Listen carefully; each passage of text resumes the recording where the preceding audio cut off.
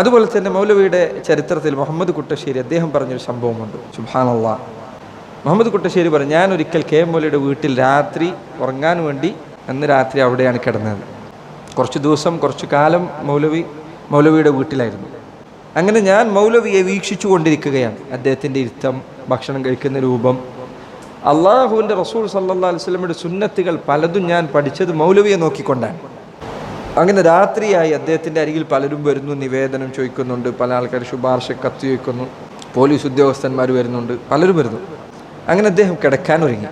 കുട്ടശ്ശേരി പറയാൻ, ഞാൻ ഓർക്കുകയാണ്, ദിക്റുകളും ദുആകളും കൊണ്ട് നിറഞ്ഞ ഒരു രാത്രി.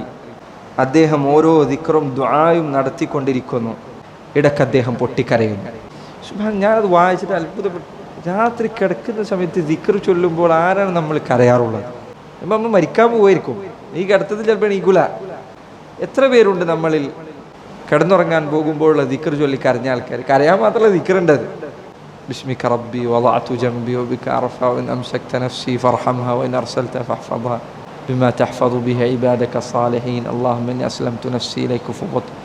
ആ ദിക്റുകൾ നിങ്ങൾ നോക്കൂ. അള്ളാഹുവിനോടുള്ള ഒരു മനുഷ്യൻ്റെ ഇസ്ലാമിനെ കുറിച്ചാണ് പറയുന്നത്. ഉറങ്ങുമ്പോൾ ദിക്ർ ചൊല്ലിയാലായി. ചൊല്ലുമ്പോൾ ആരാണ് ഇന്ന് വരെ റബ്ബേ ഈ കിടത്തം ചിലപ്പോൾ എൻ്റെ അവസാനത്തെ കിടത്തായിരിക്കുമല്ലോ എന്ന് ആലോചിച്ച് പ്രാർത്ഥിക്കുമ്പോൾ കരഞ്ഞ നമ്മൾ എത്ര പേരുണ്ട്? എത്ര പേരുടെ ഉറക്കം കുറച്ച് സമയം അധികം നീണ്ടുപോയിട്ടുണ്ട്, ഉറങ്ങാൻ പറ്റാതെ. പരലോകത്ത് എന്തായിരിക്കും അവസ്ഥ എന്നാലോചിച്ച് കണ്ണടച്ചാൽ ഇനി എണീക്കുമെന്ന് നിനക്കറിയോ? വല്ല ഉറപ്പുണ്ടോ? ചെറുപ്പക്കാർക്ക് വരെ ഉറപ്പില്ല. അപ്പോൾ എത്ര ആളുകളാണ് കിടന്നിട്ട് എണീക്കാതെ പോയത്. പക്ഷേ എന്തൊരു ഉറപ്പിലാണ് നമ്മൾ പലരും കിടക്കാൻ പോകുന്നത്.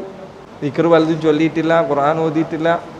പല ആളുകൾക്കും 1-2 ദിക്ർ അത് തന്നെ ശരിക്കും ചെല്ലാനും അറിയില്ല, അർത്ഥം അറിയില്ല. സുബ്ഹാനല്ലാഹ്. രാത്രി കിടന്നുറങ്ങുമ്പോഴുള്ള ദിക്ർ ചൊല്ലുമ്പോൾ അവിടെയും കുറേ ചിന്തിക്കാനുണ്ട് എന്ന കാര്യം നിങ്ങൾ പലരും ആലോചിക്കേണ്ട കാര്യമാണ്.